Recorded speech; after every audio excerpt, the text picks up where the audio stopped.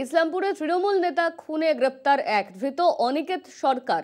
রবিবার খুন হন তৃণমূল নেতা বাপি রায়, আর ইতিমধ্যে গ্রেপ্তার করা হয়েছে একজনকে। ধৃত অনিকেত সরকার।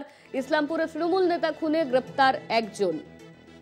ইতিমধ্যেই ইসলামপুরে তৃণমূল নেতা খুনে গ্রেপ্তার করা হয়েছে একজনকে। ধৃত অনিকেত সরকার, তাকেই গ্রেপ্তার করল পুলিশ। ইসলামপুরে তৃণমূল নেতা খুনে গ্রেপ্তার এক, ধৃত অনিকেত সরকারকে গ্রেপ্তার করল পুলিশ। রবিবার খুন হন তৃণমূল নেতা বাপি রায়, আর তার খুনে গ্রেপ্তার করা হলো অনিকেত সরকারকে। রবিবার খুন হন তৃণমূল নেতা বাপি রায়, আর তাকে খুন করা নিয়েই গ্রেপ্তার করা হয়েছে এই ধৃত অনিকেত সরকারকে। এই নিয়ে আমরা কথা বলবো। আমাদের সঙ্গে রয়েছেন আমাদের প্রতিনিধি বিক্রমাদিত্য বিশ্বাস। বিক্রমাদিত্য, রবিবার খুন হন তৃণমূল নেতা বাপি রায়, আর তাকে যে খুন করেছেন বলে অভিযোগ উঠছে এই অনিকেত সরকার, তাকে গ্রেপ্তার করেছে পুলিশ। এই মুহূর্তে পুলিশের তরফে কি আপডেট রয়েছে? দেখো, পুলিশ 14 দিনের পুলিশ হেফাজত চেয়েছিল, কিন্তু অভিযুক্তকে 10 দিনের পুলিশ হেফাজত দেওয়া হয়েছে।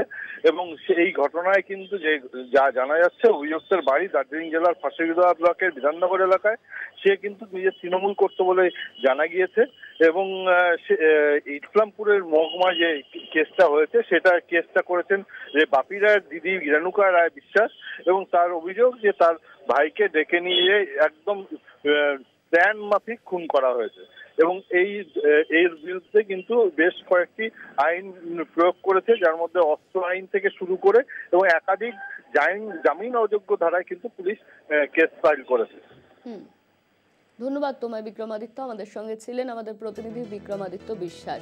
রবিবার খুন হন তৃণমূল নেতা বাপি রায়, আর এই বাপি রায় খুন হওয়ার ঘটনায় অভিযুক্ত অনিকেত সরকারকে গ্রেপ্তার করেছে পুলিশ। ইসলামপুরের ঘটনায় ইসলামপুরের তৃণমূল নেতা খুনে গ্রেপ্তার একজন, ধৃত অনিকেত সরকারকে গ্রেপ্তার করল পুলিশ।